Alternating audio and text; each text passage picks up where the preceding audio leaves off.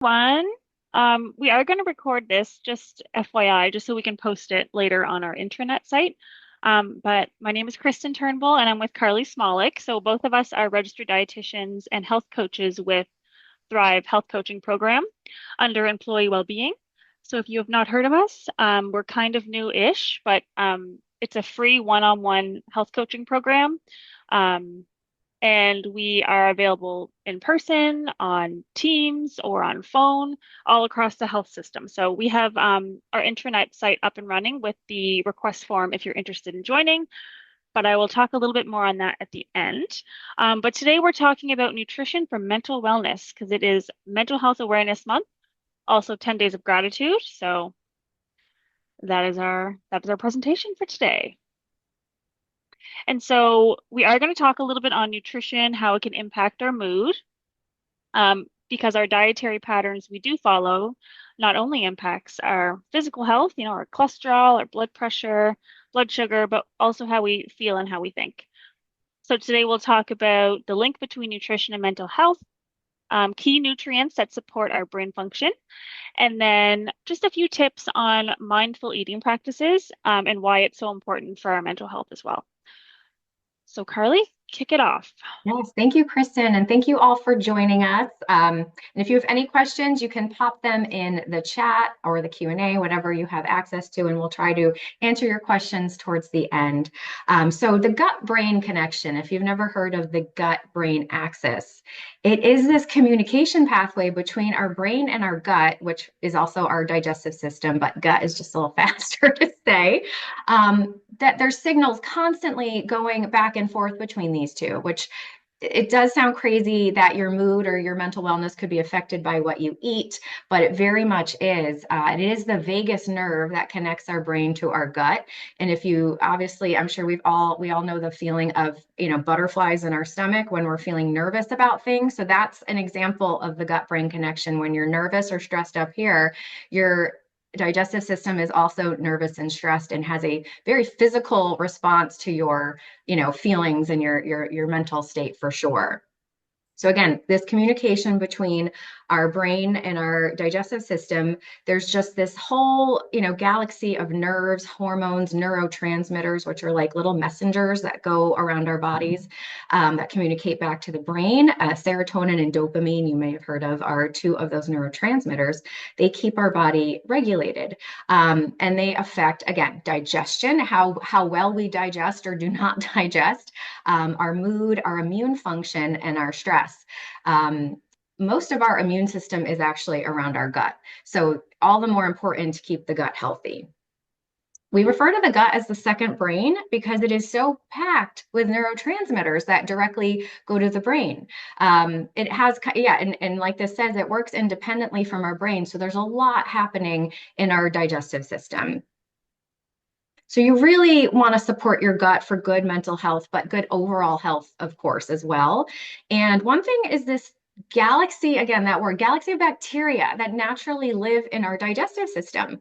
So, our body's made up of billions of cells, but our digestive system is lined with trillions of bacteria. And some are good and some are bad. We really want those good guys to thrive and take care of us. So the healthy bacteria, the good guys, they thrive, when we are eating healthy. They help reduce inflammation in the gut, which is so important. And they do all of these other things that we're just really discovering. You may have heard the term microbiome.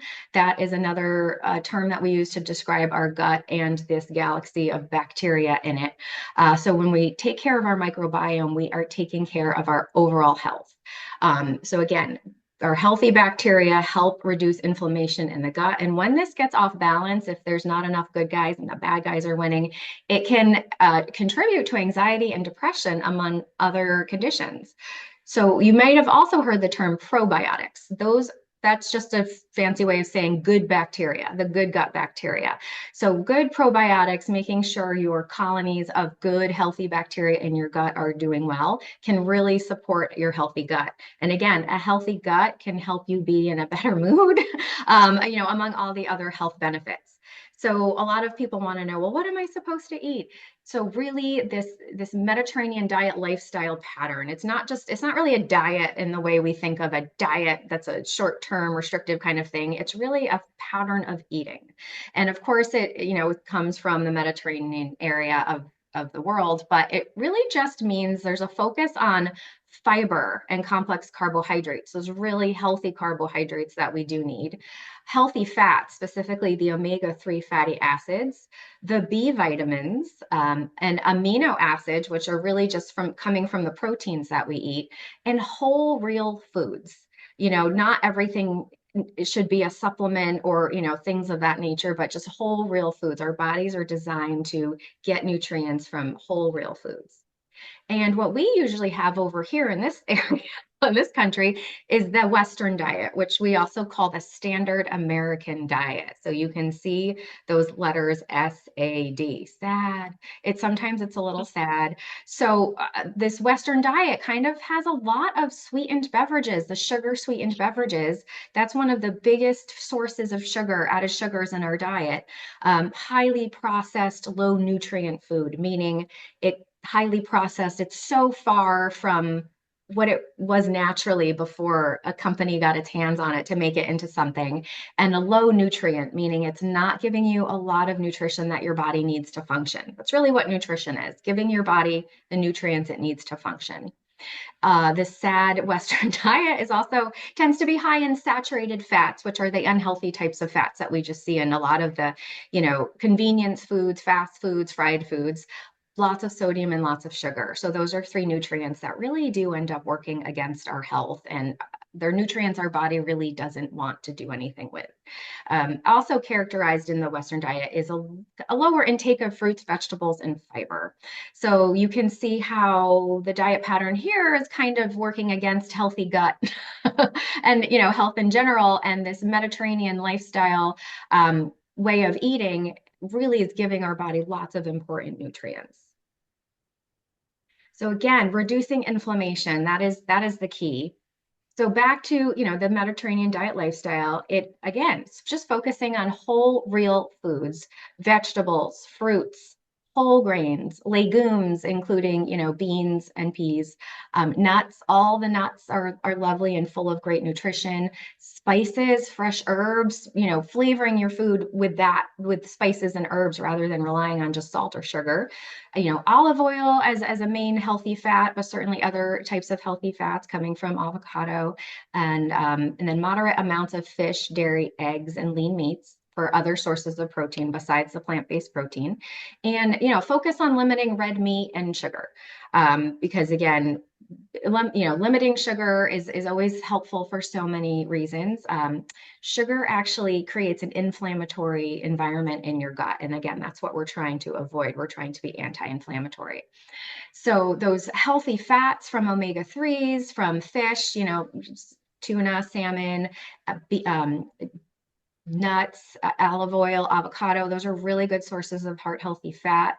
All the antioxidants from fruits and vegetables, those are so key with creating an anti-inflammatory environment in your body and staying on track to support a healthy gut. So that Western diet, again, tends to be high in foods we know aren't great and giving our body a lot of nutrition. It's not at all like you have to cut these foods completely out to be a healthy person, but do take a minute to consider what your normal food pattern is. And are you eating a food pattern that's really high in highly processed foods, refined grains, added sugars, unhealthy fats, processed meats, things like that? Are you adding fiber, fruits, vegetables to your diet pattern at all? And again, this Western diet is pretty inflammatory. So just thinking about what your health goals are, where you want to go, and what you're doing now, and see what changes you can make if needed to affect your gut health and your mental well-being. Okay, thanks, Carly. So now I'm going to touch on a few key nutrients for our mental well-being.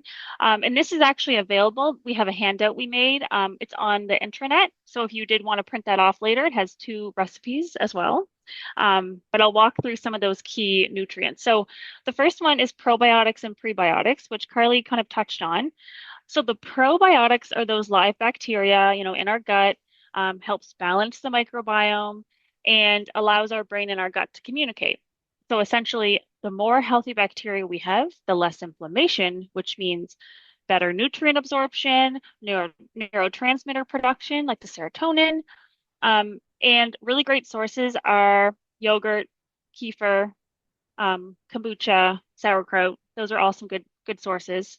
Many people also take probiotics if that's something your doctor has talked to you about, or you can meet with one of us to discuss that. And then there's the prebiotics, which is essentially the the non-digestible fibers that feed the healthy bacteria. And so therefore it does help our mood because we're feeding the good bacteria we need. And some of those sources are garlic, onions, asparagus, oats, green bananas. Essentially, just higher fiber foods are really great for our gut. Omega-3 fatty acids. So Carly touched on this too in the Mediterranean diet. It's very high in this. Fatty fish, flaxseed, chia seeds. That's an easy one if you're someone who is like a smoothie drinker or yogurt or cereal, just adding seeds or walnuts to your breakfast is an easy way to get some omega-3 fatty acids. And then B vitamins. So these are water-soluble vitamins, and we need them for the neurotransmitter production. So whole grains, huge. When you're shopping at the grocery store, try your best to look for like 100% whole grain on the front of your packages for, your bread and your crackers and your cereals. Leafy greens, can't go wrong with leafy greens. I chuck that in everything I can just to give us more nutrients. Legumes, meat, eggs, dairy. So B vitamins are in a lot of different foods. Vitamin D. So vitamin D regulates our mood, supports our brain health, also our bone health. But great sources are just sunlight. Like even just getting out for a 10-minute walk, over lunch, it just boosts our mood, right? We just automatically feel better. So really prioritizing time to get outside every day is so important. And then again, fish and many fortified foods as well. So a lot of plant-based milks too are fortified with vitamin D. And then we have iron. So iron is needed for oxygen transport and energy. So we notice if we have a deficiency in iron, usually the symptoms come up as fatigue and poor concentration, which doesn't leave us feeling so great. And sources are red meat, poultry, lentils, spinach, iron fortified cereals, which is great. So lots of different foods now in the market are fortified. And then zinc. So that supports our brain function, has really great antioxidant effects. So it really helps fight inflammation, which is linked to chronic disease, but also linked to the mood regulation.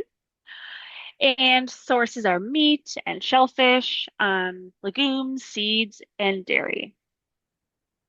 And then we've got magnesium.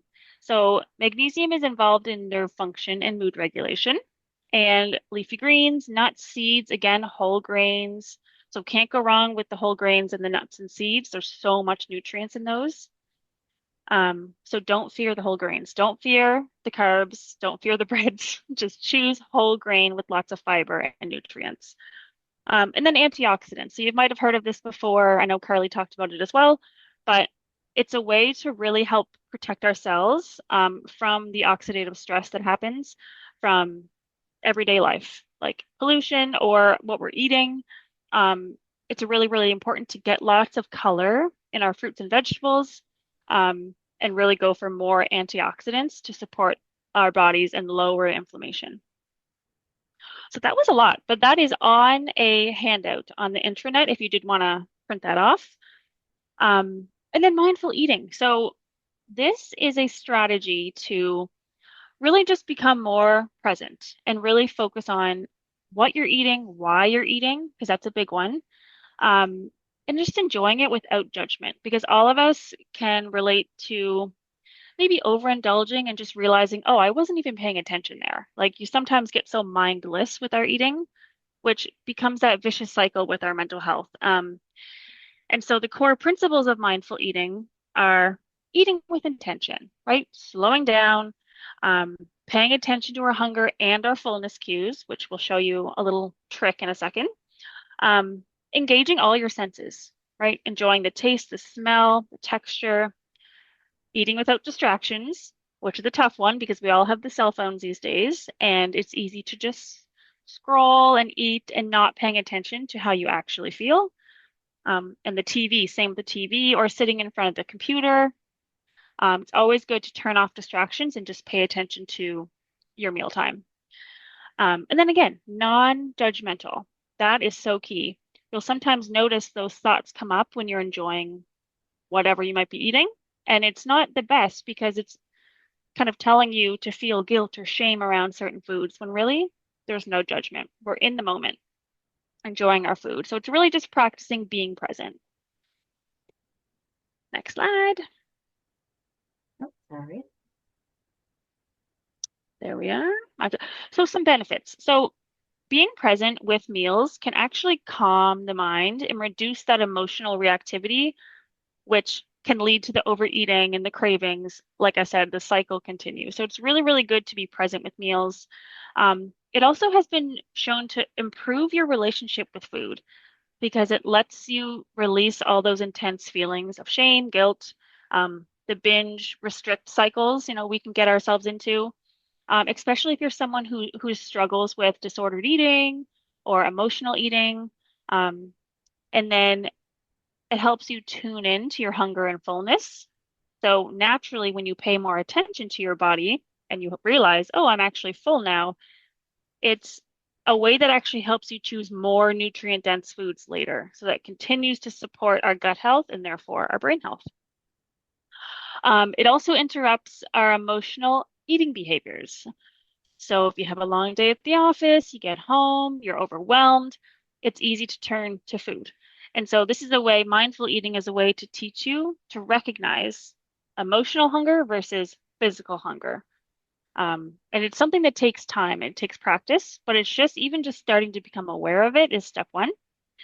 It also improves, overall digestion, reducing the bloating or the discomfort, when you overeat, and improves self-regulation as well. And so a few little fun tips just to start practicing if this is something that you think would benefit you. Eating slowly, chewing thoroughly, like taking your time, which I know is easier said than done because we all work busy lifestyles. We have different shifts going on and demands that are happening at once. So just be mindful of that. But I think the biggest one is eliminating the distractions during meals. So turning off the screens, putting the phone away, and just focusing on one bite at a time.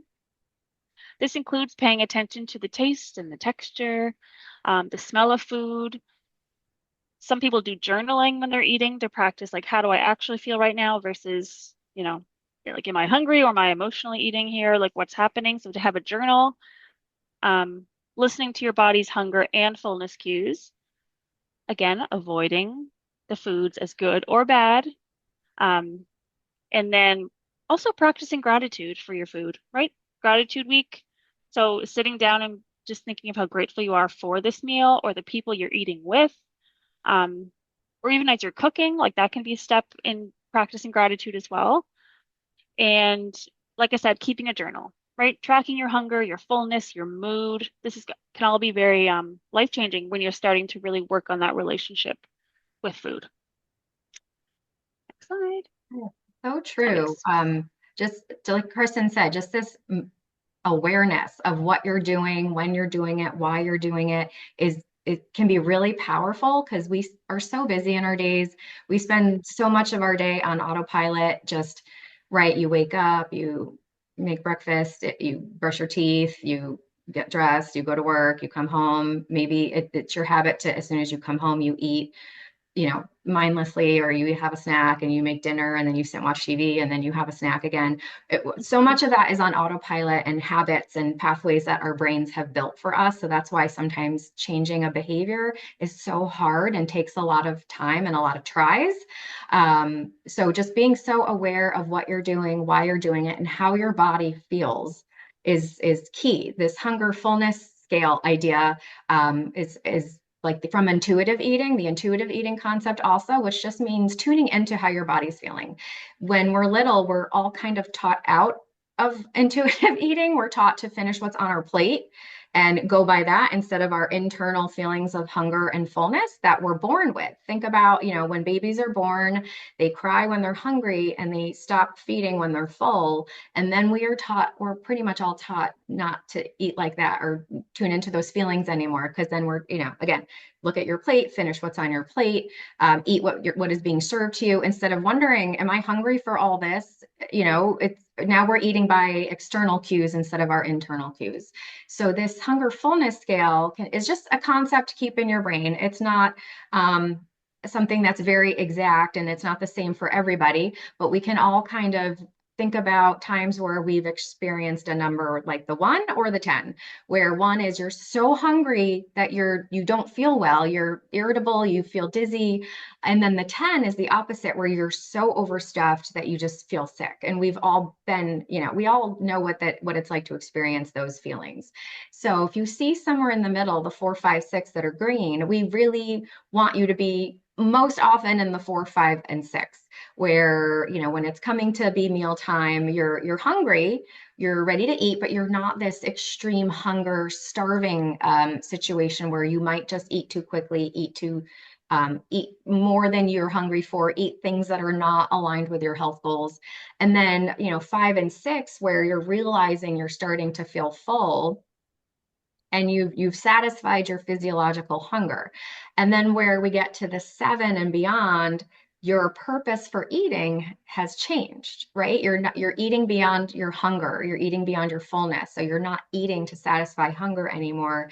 You might be eating because you just and nothing's invalid. That's part of mindful eating too. We are not judging ourselves or each other.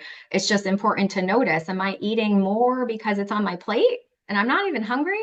Am I eating more just because this tastes so good and it's really special to me and I have an emotional connection with it from childhood, or a happy time? So it's important to really notice why you're eating beyond your hunger, why you let yourself get starving, and life happens. Obviously, we're all busy with work and families and other responsibilities. So just trying to figure out how you can feel when you're just hungry, and how you can feel when you're full, and learning to adjust your eating patterns, to be in a place where you're not going to overeat, you're not at a 1 and you're not at a 10. Mhm. Yeah, that's a good point actually too, because when you're feeling, you know, if you're into that low dopamine, low serotonin, you tend to crave more foods that give you that quick dopamine, serotonin, which Right. tend to be higher sugar, more processed foods, Mhm. which puts you back into that cycle. Yeah. So it is so hard to break that, but you're right. Like since childhood, it's something we have to learn. So Mhm. it does Yeah. take time. Yep. Um, so what time is it now? 12:24. So we're on good timing. So this is our summary from today. So obviously we touched on, nutrition and our digestive health, how that plays a role in our mental health. Um, the gut-brain connection, it's really something to start being aware of, what symptoms come up for you when, you're feeling a little bit more on the emotional side, and start to pick more of those foods that give you anti-inflammatory properties. Um, choosing a balanced diet, that's keyword balance. So we're not saying never have a cinnamon roll again. We're not, none of that. We're just saying if you tend to eat more of the sad diet, we want to increase more of the Mediterranean and still allow some of those yummy foods that we love from, standard American diet. It's just to overall lower our inflammation in our gut. Um, mindful eating improves our relationship with food and enhances our mental wellness. And it's important to adopt a holistic approach, whatever works for you. Um, so if you're someone who is working on your mental health and you want to start looking into your diet more, or your eating behaviors, it's going to look different for everyone. So definitely reach out to us. If you want to start doing one-on-one health coaching, we can certainly help support you in your mental wellness. So that's our summary. And then I just wanted to touch on, so there's the resource that we have on our Thrive intranet website. So Nutrition for Mental Wellness has all the different nutrients there. And then we have two really good recipes as well that are, again, included or including all these great nutrients. And we also have a pre-recorded cooking demo of Carly making these recipes on the internet as well. So you have all the good stuff there. And then I just wanted to talk about the book swap we're doing. You might have seen us around. We are hitting all the main locations across the health system, and our goal is to promote reading as a form of, mental health, mental well-being. So if you have any books at home and you want to bring them into work, you can drop them off at us with us at our tabling events when we're at your location, and you can take new books home with you. If you do not work, like let's say you're a remote worker, we have an online version as well, which is the picture in the back there, and you can find that on our Thrive website as well. And you can submit your recommendations, audiobooks, books, podcasts, And then at the end, I will make a nice resource to post that everyone can access to, so you can see what your fellow employees are recommending. But that's it for today. That is nutrition for mental wellness. I hope you enjoyed it. And any questions at all, just reach out. Thrive Health Coaching at ynhh.org, or you can visit our Thrive intranet site and check out other resources and other recipes on there as well. But thank you very much. Thanks, everybody. Thanks for joining. Bye.